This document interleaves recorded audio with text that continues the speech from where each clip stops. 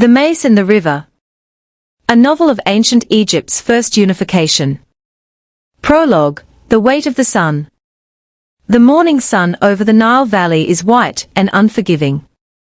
It strikes the mud brick houses of the riverbanks, turning the air above the water into a shimmering blur. Men stand on the banks near Hierakonpolis, their feet buried in the dark, heavy silt left behind by the receding flood. They are laborious, carrying baskets of grain toward the granaries, their chests heaving with the rhythm of the work. Sweat beads on their shoulders, tracking lines through the dust. The river flows wide and sluggish, a deep brown vein that provides everything, and demands everything in return. For generations, the people of the valley have lived in independent towns, each clustered around a local shrine. They have their own leaders, their own traditions, and their own small wars for grazing rights. A man living in the north knows the life of the delta, while a man in the south knows only the cataracts and the harsh, narrow strip of green between the desert cliffs. They have never known a single king who commands the length of the river. But the pressure is building. The harvests are no longer sufficient to keep the local lords in luxury. There is a hunger for more land, more control, and more direct access to the trade routes that bring cedar from the north and gold from the south.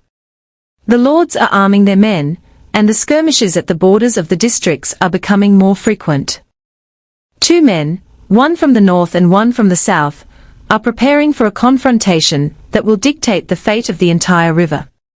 The southern king, known to history as Nile, watches his men sharpen their copper maces.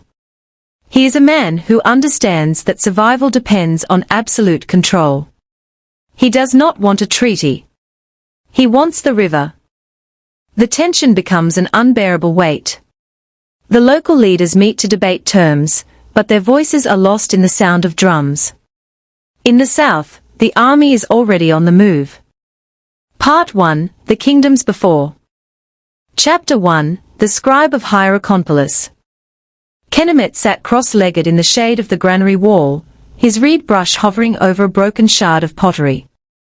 The morning heat had already become oppressive, and the sweat dripped from his brow onto the clay surface, smearing the careful symbols he had just inscribed. He cursed softly under his breath, and reached for a cloth to wipe the damage. He was 32 years old, a scribe of the middle rank, and he had spent his entire life in the service of the temple of Horus at Hierakonpolis. His father had been a scribe before him, and his grandfather before that, their names recorded in the temple archives alongside the harvest tallies and the royal decrees. Kenemet had never questioned his path. He had been born with a brush in his hand, and he would die with one. But lately, he had begun to question everything. The granary was one of the largest structures in the city, its walls thick enough to withstand the heat, and its roof high enough to hold the wealth of an entire district. Baskets of emmer wheat and barley were stacked in careful rows, each one marked with the symbol of its village of origin. Kenemet moved among them, checking his tallies against the day's deliveries, his sandals whispering against the packed earth floor. "The northern villagers are late again," said a voice behind him. Kenemet turned. It was Menes, the chief overseer, a man whose belly had grown soft from years of directing others. His eyes were small and calculating, and he wore a pectoral of beaten copper that marked his status above the common laborers. His presence always made Kenemet uncomfortable. Menes had a way of speaking that suggested he knew secrets that others did not. "The flood was low this year," Kenemet replied carefully. "The northern fields may have suffered." Menes snorted. "The northern lords are hoarding their grain. They do not wish to share with the south." He stepped closer, his voice dropping to a conspiratorial murmur. "I have heard that the king of the north has fortified his border towns. He means to block our trade routes to the delta." Kenemet felt a cold knot form in his stomach. He had heard similar whispers in the market, in the temples, in the quiet moments between prayers. The lords of the valley were arming their men, and the skirmishes at the borders of the districts were becoming more frequent. "The harvests are no longer sufficient," Menes continued. The local lords cannot maintain their luxury. There is a hunger for more land, more control, more direct access to the trade routes that bring cedar from the north and gold from the south. The hunger is growing, Kenemet. And hunger, as you know, leads to war. Kenemet said nothing. He only bent lower over his tablet, his brush moving with practiced precision. But his mind was elsewhere, on the river, on the distant northern delta he had never seen, on the possibility of a world transformed by violence. That evening, as he walked home through the dusty streets of Hierakonpolis, Kenemet noticed something different about the city. The usual sounds of domestic life, the laughter of children, the chatter of women at the well, the lowing of cattle, were muted, replaced by a tense, expectant silence. Men stood in small groups, their voices low, their eyes darting toward the palace on the hill. At the center of the city, near the temple of Horus, a crowd had gathered. Kenemet pushed his way through, his heart pounding in his chest. On the stone platform before the temple stood the king's herald, a tall man with a voice like thunder. "Hear me, people of Hierakonpolis," the herald bellowed. "The king commands that all able-bodied men report to the training grounds at dawn. The army is being assembled. The northern delta must be brought to heel. The king demands your loyalty. The king demands your strength. The king demands your blood, if necessary." A murmur rippled through the crowd. Kenemet saw fear in the eyes of the men around him, but also something else, a flicker of excitement, a hunger for adventure and glory. He himself felt nothing but dread.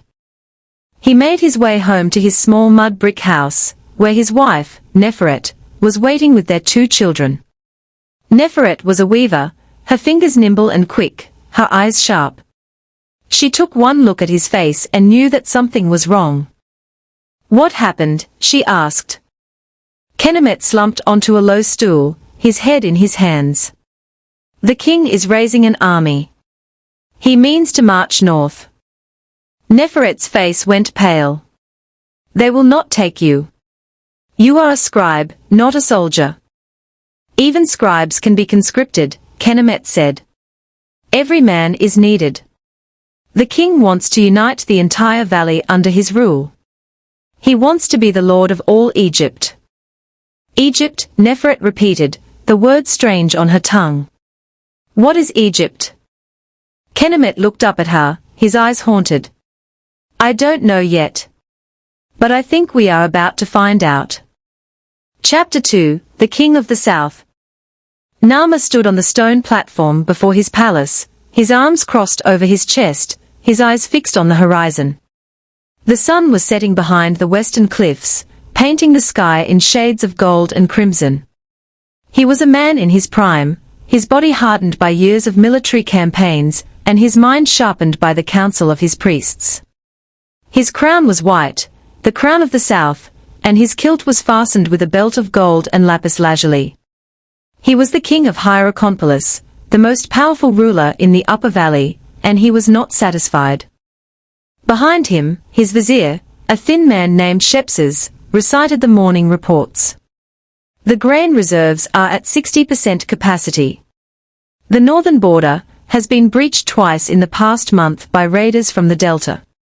The copper mines have yielded less than expected. Nama did not turn. "The northern king," he said, his voice low and cold. "What does he want?" "He wants to maintain his independence," Shepses replied. "He has refused all offers of federation. He believes that the northern delta can sustain itself without the south." Nama's jaw tightened. "He is a fool. He is a fool with an army, my lord. And the backing of the marsh lords." Nama finally turned, his eyes meeting those of his vizier. There was something in his gaze that made Shepses take a step backward, a hunger, a determination, a vision of absolute control. "I do not want a treaty," Nama said. "I do not want a federation. I want the river." He gestured broadly at the valley below, the green strip of farmland stretching between the desert cliffs. "All of it. From the first cataract to the sea. Every village, every shrine, every palm grove. I want the northern king to kneel, or I want him dead. Shepses swallowed hard. My lord, the northern army is formidable. The marshes are difficult to navigate. The Delta lords have their own alliances, their own loyalties. Then I will break their alliances, Nama said. I will drown their loyalties in the river. He stepped closer to his vizier, his voice dropping to a whisper. Prepare the army. We march in 7 days. That night, Nama did not sleep. He stood on the balcony of his palace, gazing out at the dark river below. The moon reflected off the water, creating a silver path that seemed to stretch to the horizon. He thought of his father, the previous king, who had ruled with wisdom and caution. He thought of his grandfather, who had expanded the southern borders through careful diplomacy.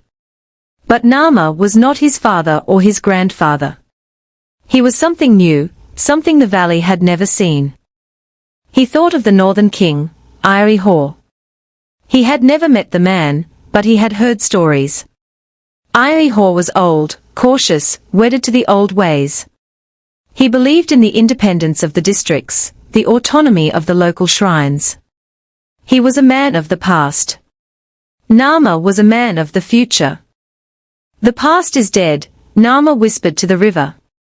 And I will be the one to bury it. Chapter 3, The Northern Court. In the northern delta, in the city of Pe, Hierakonpolis sat in his audience chamber, surrounded by his advisors. The chamber was large and airy, its walls covered with painted scenes of marsh life and hunting expeditions. The air was thick with the scent of lotus blossoms and incense, and the sound of water lapping against the palace walls provided a constant, soothing background. Hierakonpolis was old, his hair streaked with grey, his body softened by years of feasting and diplomacy. But his eyes were sharp, and his mind was still quick. He had ruled the northern delta for 30 years, and he had seen enough challenges to know when a threat was real. He means to conquer us, said Bebi, his general, a scarred veteran with a voice like gravel. Nama has raised an army of 10,000 men. They are marching north even now. Hierakonpolis nodded slowly. I expected as much. Nama is not a man who shares power. We can fight them, Bebi said. The marshes are our home. We know every channel, every sandbar, every patch of hidden ground. The southerners will be lost in the reeds. And if we win? Hierakonpolis asked. If we drive them back? What then? They will return next year, and the year after that. Their hunger for our land will not end. He turned to his general, his expression weary. There is no middle ground left. If I turn them away, I lose my status. If I welcome them, I lose my crown.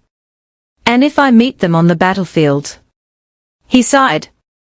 The chance for a peaceful federation has evaporated. One of his advisors, a priest of the temple of Wadjet, stepped forward. My lord, the goddess has spoken. She says that the south will come like a flood, but the north will endure. The marshes are sacred. They cannot be conquered. Hierakonpolis smiled bitterly. The goddess speaks in riddles, as always. The marshes can be conquered. All things can be conquered. The question is whether we will survive the conquest. Another advisor, a merchant named Kenemet, no relation to the southern scribe, spoke up. My lord, what of the trade routes? If the south controls the delta, they will control the cedar from Lebanon, the copper from Sinai, the gold from Nubia. Our wealth will flow south. We will become a province, nothing more. Hierakonpolis rose from his throne, his movements slow and deliberate. I have heard enough, he said. I have heard fear. I have heard despair. I have not heard courage. He turned to Bebi. Prepare the army. We will meet them on the open plain. Let the gods decide who will rule the river. Bebi bowed. It will be done, my lord. As the advisors filed out of the chamber, Hierakonpolis remained behind, staring at the painted walls. He saw the huntsmen, the birds, the fish, the reeds. He saw the world he had known his entire life. And he knew, with a certainty that chilled him to the bone, that it was about to end. Part 2, The March. Chapter 4, The Gathering. The training grounds outside Hierakonpolis were a chaos of activity. Thousands of men had gathered from the towns and villages of the south, their bodies painted with the symbols of their districts, their weapons clutched in trembling hands. Some were experienced soldiers, hardened by years of border skirmishes. Others were farmers, fishermen, potters, weavers, men who had never held a spear before. Kenneth stood at the edge of the training grounds, his tablet tucked under his arm, his brush tucked behind his ear. He had been conscripted as a scribe, tasked with recording the names of the soldiers and the inventory of their weapons. It was a minor role, but it meant he would be traveling with the army. It meant he would see the war.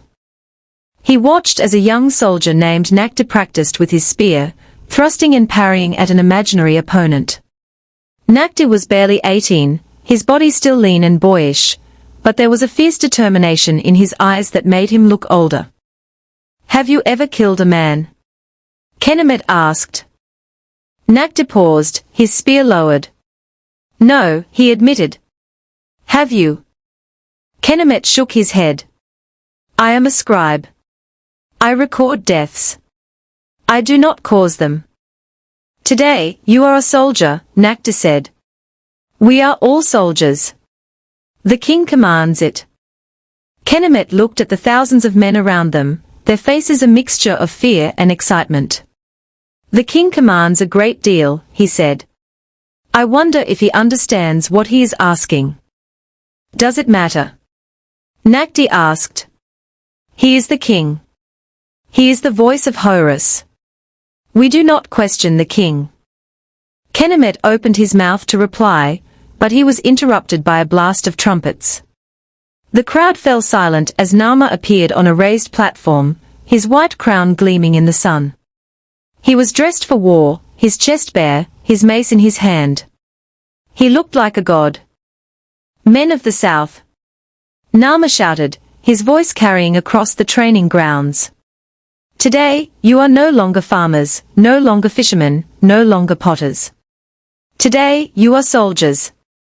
Today, you are the children of Horus. Today, you will march north and claim what is rightfully ours." A cheer erupted from the crowd, a roar of approval that shook the ground. Kenneth found himself cheering too, even though his heart was not in it. "The northern delta is rich," Nile continued. "Its fields are fertile. Its marshes are filled with fish. Its cities are filled with gold. But the northern king, Hierakonpolis, is weak. He clings to the old ways. He clings to a past that is dead. He does not deserve the wealth of the river. He does not deserve the loyalty of his people. I will take it from him. I will take it all." Another cheer, louder than before. Nile raised his mace above his head, and the crowd fell silent. "Men of the south," he said, his voice low and intense. "We march at dawn. Prepare yourselves. The river is ours." He descended from the platform and walked through the crowd, his men parting before him like water. Kenneth caught a glimpse of his face as he passed, and what he saw chilled him. Nile's eyes were not filled with the passion of a warrior.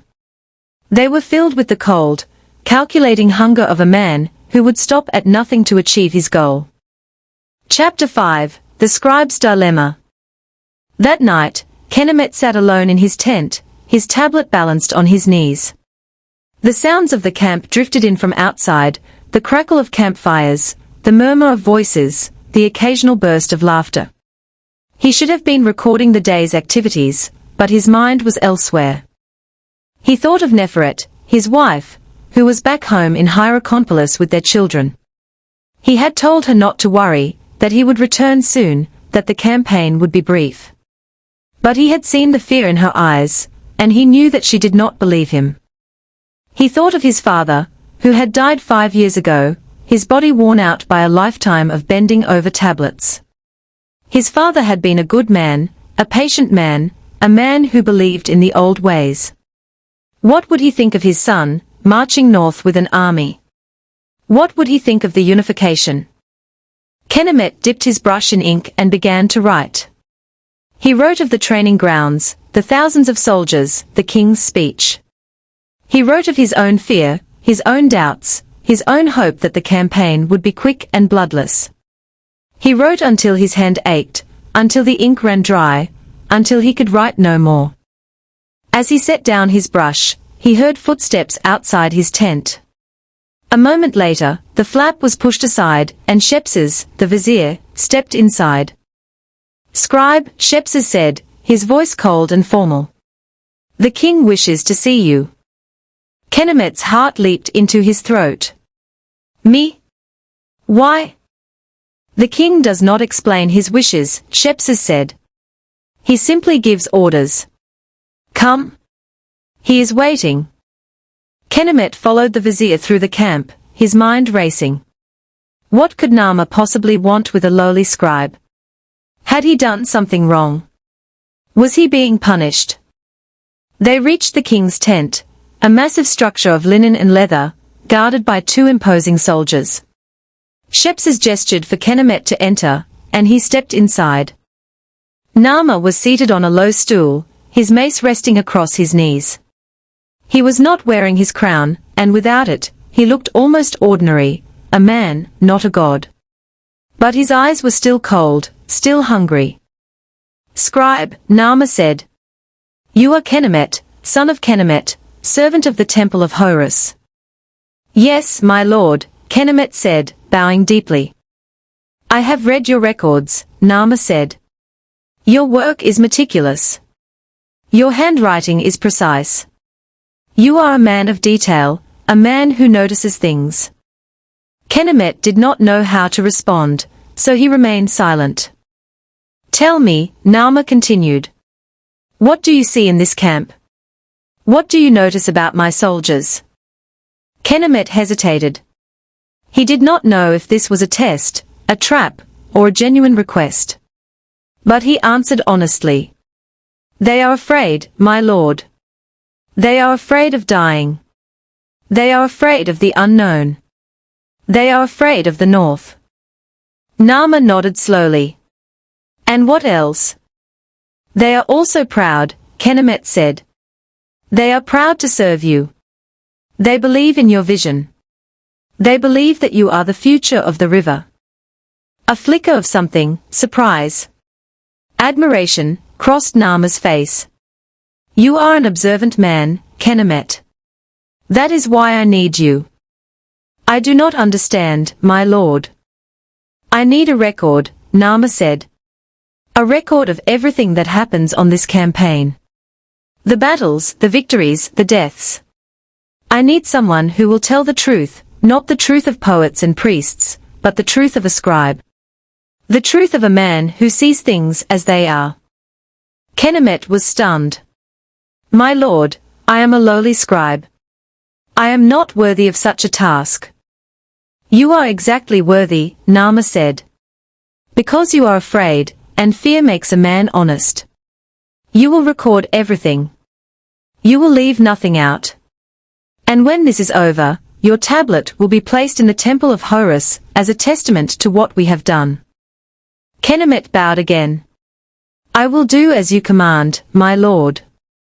Nama leaned forward, his eyes locking onto Kenneth's. "Do not disappoint me, scribe. I have a vision for this valley. I have a vision for the future. And I will not let anyone, not the Northern King, not my own advisors, and certainly not a scribe with a trembling hand, stand in my way." Chapter 6, The Long March. The army marched north for 12 days. The narrow valley stretched out before them, a ribbon of green between the desert cliffs. The river flowed beside them, wide and brown and patient, as if it had seen 1,000 armies come and go. Kenneth walked near the rear of the column, his tablet tucked under his arm. The heat was oppressive, and the dust from the thousands of feet was thick in the air. He was tired, his legs aching, his throat dry. But he kept walking, kept recording, kept watching. He saw the soldiers march in formation, their leather sandals slapping against the baked earth, a sound that resonated through the cliffs and echoed across the water. He saw the supply wagons, heavy with grain and water and weapons. He saw the priests, chanting prayers to Horus and Seth and all the gods of the south. He saw the villages they passed, small clusters of mud brick houses surrounded by fields of wheat and barley. The villagers came out to watch the army pass, their faces a mixture of fear and awe. Some brought offerings, bread, beer, small trinkets, to appease the soldiers. Others simply stared, their eyes wide with the knowledge that their lives were about to change. He wrote it all down, every detail, every face, every moment. His brush moved across the papyrus, creating a record of the march that would survive for thousands of years. On the 5th day, they reached the border town of Nekhen. It was a small settlement, barely more than a village, but it was strategically important. It marked the boundary between the south and the north, the division that had existed for generations. Nama rode to the front of the column, his chariot drawn by 2 white oxen. He raised his mace above his head, and the army came to a halt. "Men of the south," he shouted. "Behind me is the north. Behind me is the delta, the marshes, the cities of our enemies. Behind me is everything we have been denied for generations. Today, we take it. Today, we make it ours." The soldiers cheered, their voices rising to the sky. Nama turned his chariot north and led the army across the border. Kenemet watched him go, his heart pounding. He thought of the northern king, Iri-Hor, waiting somewhere ahead. He thought of the battle that was coming. He thought of the river, flowing silently beside them, indifferent to the ambitions of men. "The river has no memory," he murmured to himself. "It does not remember the battles fought on its banks. It does not remember the blood spilled into its waters. It only flows, always flows, carrying everything away." Chapter 7, The Northern Defenses. On the 8th day, they saw the northern army. They were camped on a low rise, their tents arranged in neat rows, their banners fluttering in the wind. The northern soldiers stood in formation behind their wooden shields, their spears glinting in the afternoon sun. They were smaller than the southern army, but they were hardened by years of border skirmishes, and they fought on familiar ground. Nama ordered his army to halt. He climbed onto a rise near the river, his general Ka at his side, and surveyed the northern positions. "They are well defended," Ka said. "The rise gives them a vantage point. The marshes on either side make it difficult to flank them." Nama nodded slowly. "They are clever. Iri-Hor may be old, but he is not a fool." "Shall I give the order to attack?" Ka asked. Nama shook his head. "Not yet. I want to see him first. I want to look into his eyes." He stepped down from his chariot and walked forward, alone, across the open plain between the 2 armies. The heat was stifling. The air was so still that the sound of a hawk circling above seemed deafening. On the northern side, Iri-Hor emerged from behind his lines. He walked forward to meet Nama, his red crown gleaming on his head. The 2 kings stood face to face, separated by a few feet of baked earth. "You have come far," Iri-Hor said. "Your men must be tired." "They are eager," Nama replied. "They have been promised the wealth of the delta." "Your men will find nothing but marsh and mosquitoes," Iri-Hor said. "Turn back, Nama. Return to your southern hills. There is no need for bloodshed." Nama smiled, a cold, humorless smile.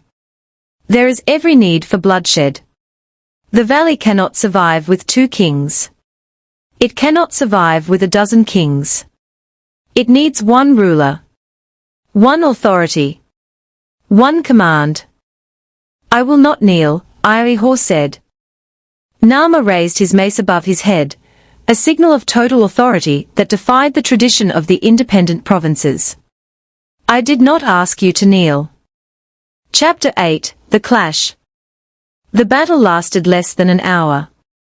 Nama's men rushed forward in a wave, their war cries rising above the clash of weapons. The northern army met them with desperate courage, their shields locked together, their spears thrusting and parrying. But they were outnumbered and outflanked. The southern soldiers pushed through the northern lines, their copper maces crushing shields and skulls with equal efficiency. Kenemet watched from a distance, his tablet forgotten in his hands. He saw the northern king fall, struck down by Nama's own mace. He saw the northern soldiers break and flee, their formation shattering like a pottery shard dropped on stone. He saw the southern army surge forward, their victory complete. In that single, violent motion, the political reality of the valley shattered. The independence of the towns was gone. The era of the fragmented village states ended. A unified kingdom rose from the dust of the battlefield. Nama stood over the body of his fallen rival, his chest heaving, his mace dripping with blood. He looked out at the fleeing northern soldiers, then at his own men, who were already beginning to cheer. "The river," he said quietly. "It is mine." Kenemet found his voice. He began to write, his brush moving across his tablet with desperate speed. He recorded the fall of the northern king, the flight of his soldiers, the cheers of the southern army. He recorded it all, every detail, every moment, every drop of blood. As he wrote, he felt a strange sensation, a mixture of grief and exhilaration. He was witnessing something that had never happened before. He was watching the birth of a new world. Part 3, The Aftermath. Chapter 9, The Silence After Battle. The battlefield was quiet now, the only sound the crying of the wounded and the cawing of the vultures circling overhead. The bodies of the fallen lay scattered across the plain, their weapons and shields gathered in piles by the victors. The southern soldiers moved among them, searching for survivors, looting the dead, their faces grim. Kenemet walked through the carnage, his tablet clutched to his chest. He stepped over bodies, their faces frozen in expressions of surprise and agony. He saw a young soldier, no older than Nakdi, his spear still clutched in his hand, his eyes staring sightlessly at the sky. He saw an older man, his beard streaked with grey, his body crushed beneath a fallen shield. He saw the northern king, Hor, his red crown knocked from his head, his face peaceful in death. He sat down on a rock and began to write. He recorded the names of the fallen, the villages they came from, the families they left behind. He wrote with trembling hands, his eyes wet with tears he could not explain. The local identities, he murmured to himself. The pride of the district. The independence of the village shrine. All of it is fading. He looked up at the distant horizon, where the sun was setting over the delta. Replaced by a singular, crushing loyalty to the god-king on the throne. He felt a sense of loss, a profound grief for the world that was passing away. But he also felt something else, a flicker of hope, a glimmer of possibility. The old autonomy had been traded for the security and order of an empire. Was that such a terrible trade? He wrote in his tablet, the authority that once resided in the Council of Elders now flows from one man. The world has reorganized itself. And I do not know if I should weep or rejoice. Chapter 10, The Submission of the North. The northern cities submitted one by one. Nama's army marched through the delta, demanding oaths of loyalty from every lord and chieftain. Some resisted, their defiance crushed in brief, brutal skirmishes. Others submitted willingly, recognizing the futility of continued resistance. Kenemet was present at the submission of the city of Pe, the former capital of the north. He watched as the local lords filed into the audience chamber, their heads bowed, their gifts, gold, copper, grain, laid at Nama's feet. He watched as Nama accepted their submission, his expression cold and triumphant. "Scribe," Nama said, gesturing for Kenemet to approach. "Record this." Record the submission of the north. Record the names of every lord who kneels before me. Kenemet did as he was commanded, his brush moving across the papyrus. He recorded the names of the northern lords, their titles, their lands. He recorded the gifts they brought, the oaths they swore, the promises they made. As he wrote, he noticed the faces of the northern lords. Some were resigned, their expressions blank and defeated. Others were angry, their eyes burning with a hatred they could not express. A few, very few, seemed almost relieved, as if the burden of independence had become too heavy to bear. One of the northern lords, an old man named Ka, no relation to Nama's general, approached Kenemet after the ceremony. "Scribe," the old man said, "what will happen to us now?" Kenemet looked up from his tablet. "I do not know," he admitted. "That is for the king to decide." "The king," the old man said, his voice bitter. "Always the king."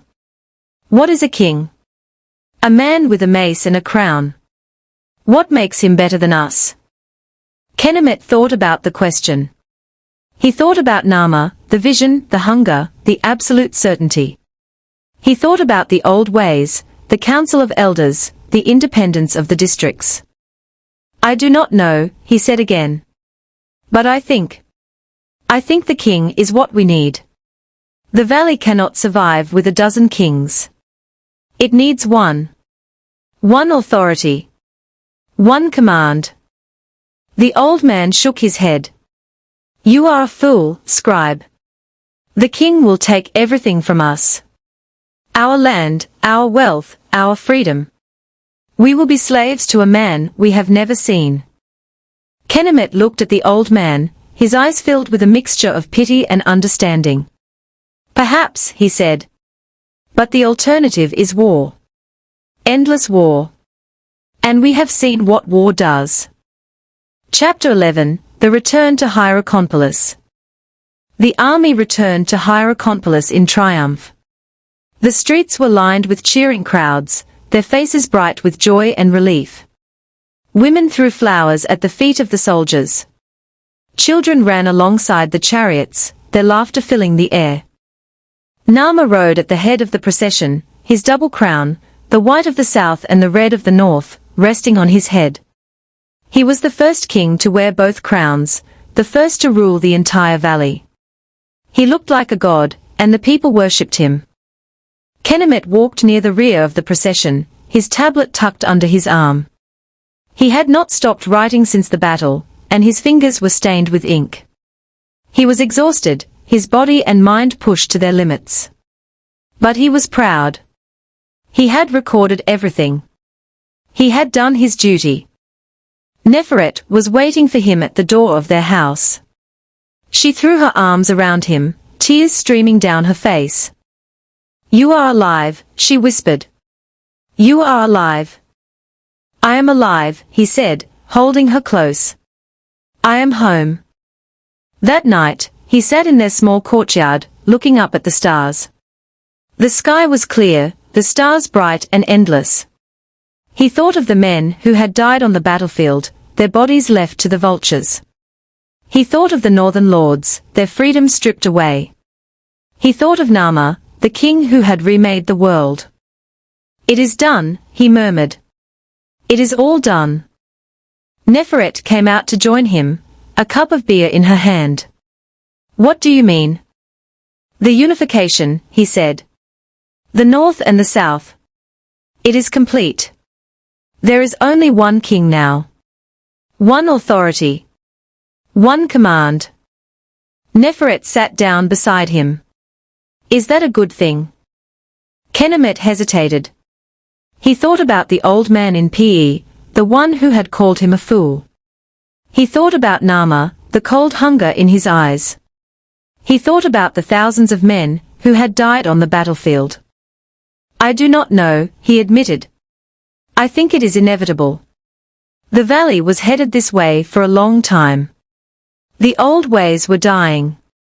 Nama just hurried them along." "And now?" Neferet asked. "Now we will see what the future holds," Kenemet said. We will see if the king can hold together what he has conquered. We will see if the unification lasts. Chapter 12, The Foundations of Empire. In the decades that followed, the physical landscape of the valley was transformed. Massive irrigation projects were launched, managed by a centralized bureaucracy that knew the yield of every plot of land from the first cataract to the Mediterranean. The food supply stabilized, and with it, the population began to surge. Nama, now called the Unifier, the Lord of Two Lands, ruled from his new capital at Memphis, a city built at the junction of the south and the north. He wore the double crown, white and red intertwined, a symbol of his dominion over the entire valley. He built temples to the gods, commissioned monuments to his own glory, and established a system of taxation and law that stretched from the delta to the southern hills. Kenemet watched it all unfold. He had been promoted to chief scribe, responsible for recording the deeds of the god king and the harvests of the river valley. He wrote on papyrus now, not pottery shards, and his ink was imported from the distant lands of the north.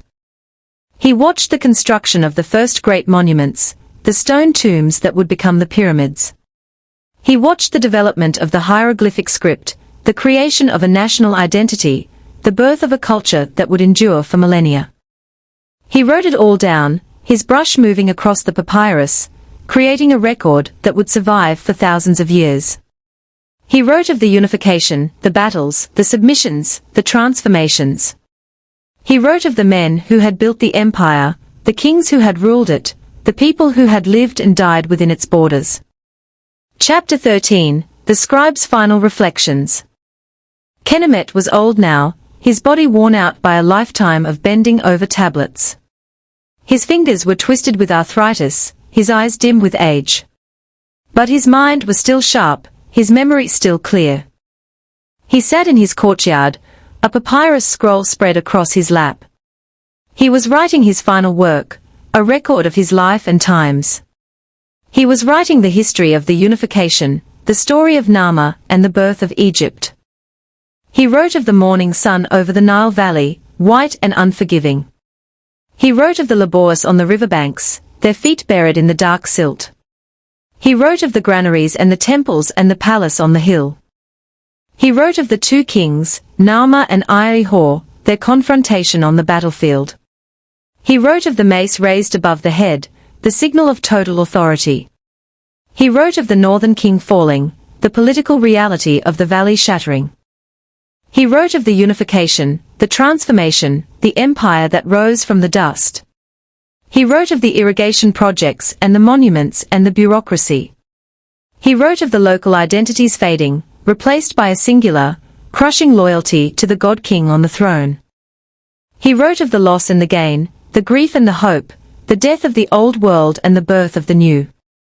And he wrote of the river, the brown, patient river that had provided everything, that had flowed through all of it, that would flow on long after he was gone.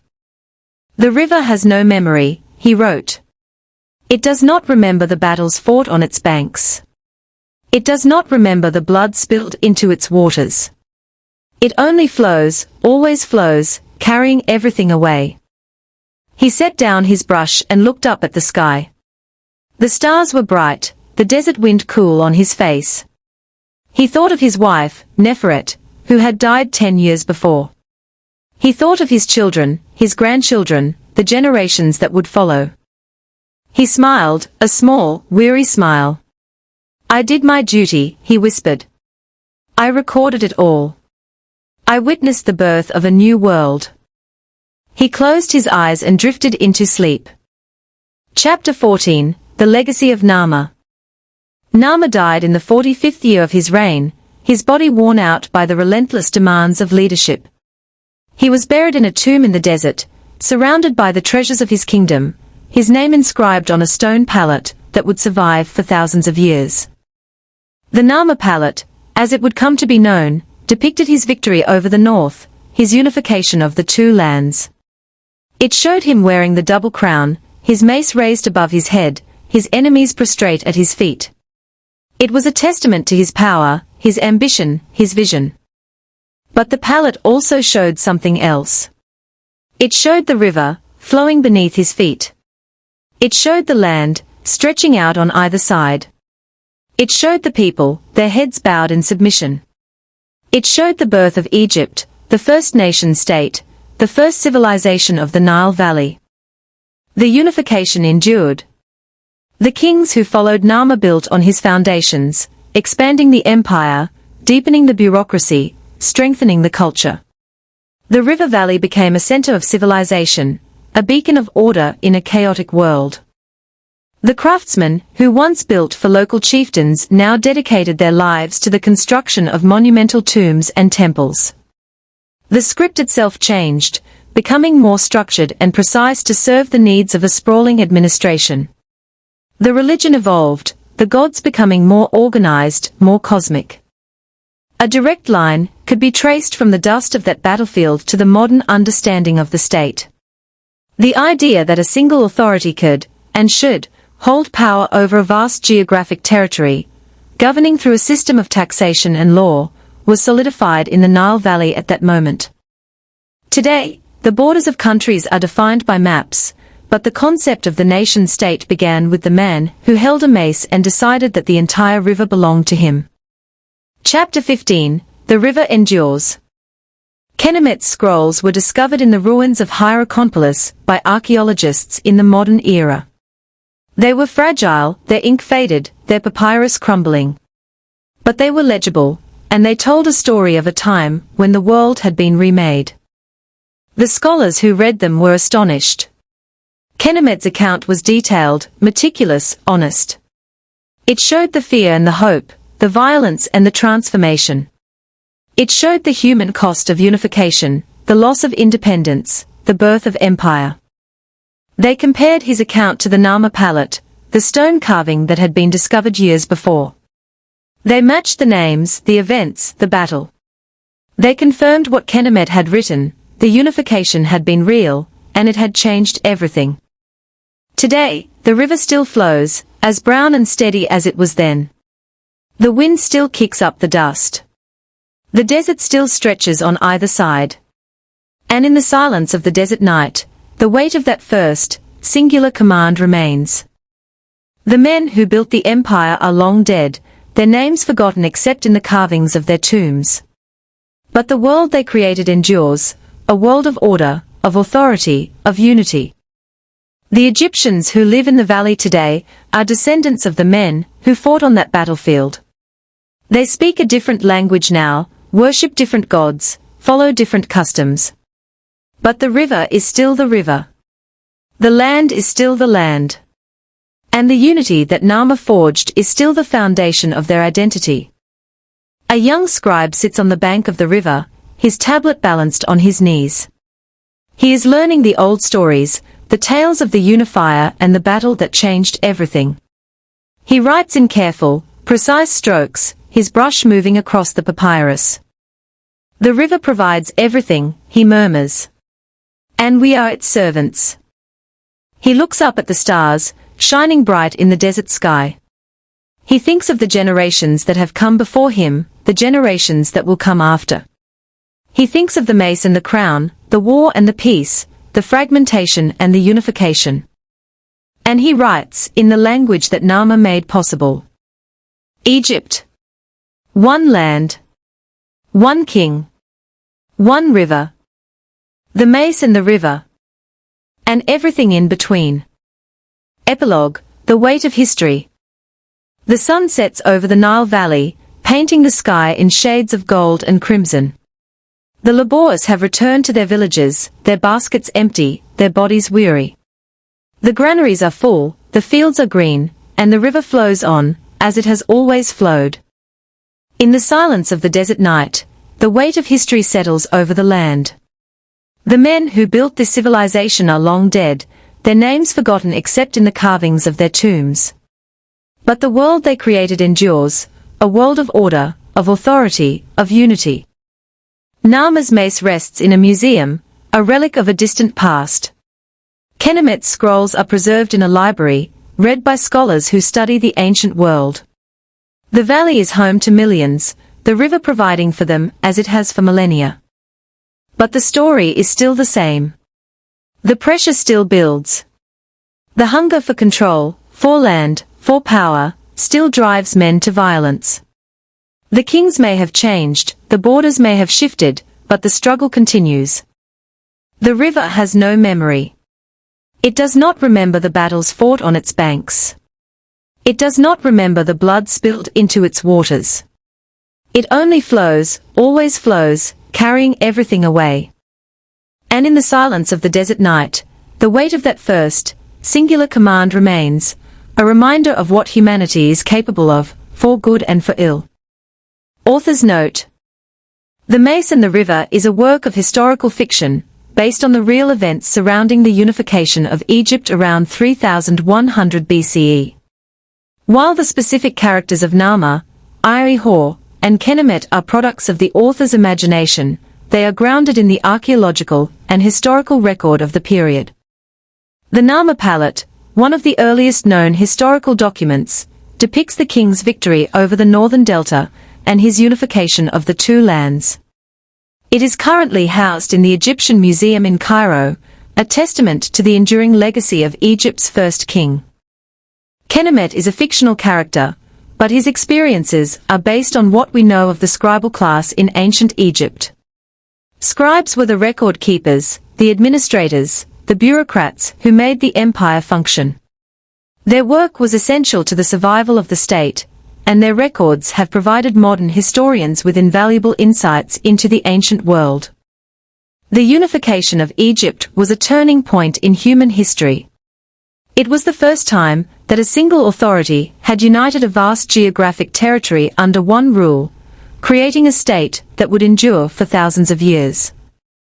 The concept of the nation-state, which we take for granted today, began in the Nile Valley, with a man who held a mace and decided that the entire river belonged to him. This novel is a tribute to that moment, to the people who lived through it, and to the river that made it all possible. The river still flows.